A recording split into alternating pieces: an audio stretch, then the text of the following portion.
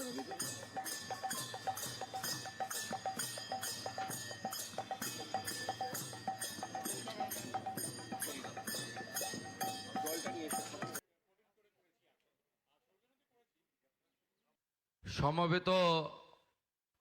অরণ্য প্রেমী ভদ্রমণ্ডলী, আপনাদের সকলকে অরণ্য সপ্তাহের শুভ সূচনা লগ্নে পশ্চিমবঙ্গ সরকারের পক্ষ থেকে, আমাদের সকলের পক্ষ থেকে আন্তরিক শুভেচ্ছা এবং অভিনন্দন জ্ঞাপন করি।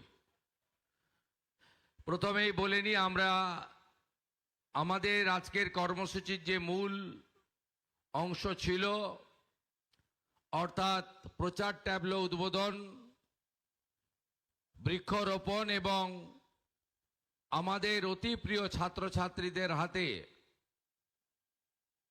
আমাদের ফলের চারা বা বৃক্ষ তুলে দিয়ে অনুষ্ঠানের সূচনা আমরা করেছি।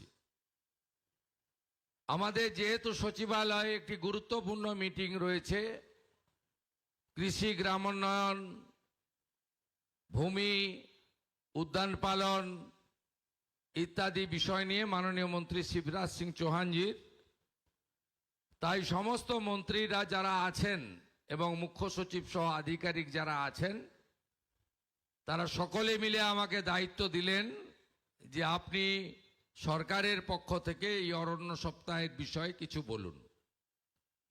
আমি প্রথমেই এই দপ্তরের মাননীয় মন্ত্রী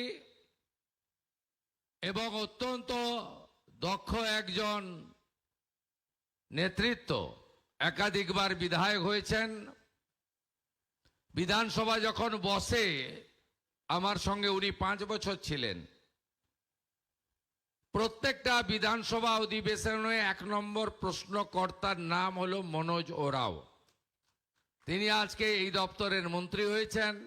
আমার বিশ্বাস তার নেতৃত্বে আমাদের ফরেস্ট ডিপার্টমেন্ট অনেক উচ্চতায় যাবে। তাই মনোজ ওরাওকে আমি অন্তর থেকে ধন্যবাদ এবং জোহার জানাবো। আমাদের মধ্যে বিধাননগরের বিধায়ক তথা রাজ্যের স্বাস্থ্য পরিবার কল্যাণ মন্ত্রী, অত্যন্ত কাজের মানুষ ডাক্তার শারদ মুখোপাধ্যায়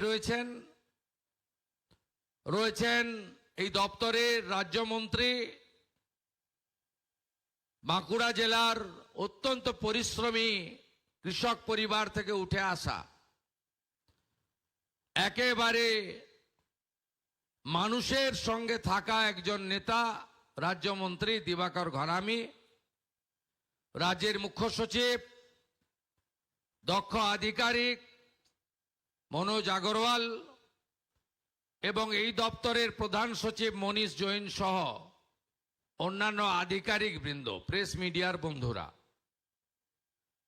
আপনারা জানেন যে আমাদের মাননীয় প্রধানমন্ত্রী নরেন্দ্র মোদীজি,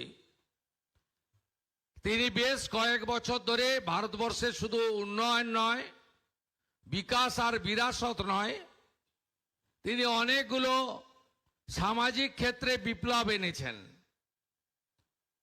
তার মধ্যে অন্যতম স্বচ্ছ ভারত অভিযান, তার মধ্যে অন্যতম যোগা, তার মধ্যে অন্যতম খেলো ইন্ডিয়া, জোড়ো ইন্ডিয়া, তার মধ্যে অন্যতম নমামি গঙ্গা, তার সাথে মায়ের নামে একটি গাছ। আমি কালকে রাত্রে যখন শিবরাজ সিং চৌহানজি আসেন, তার সঙ্গে আমার দেখা হয়েছিল।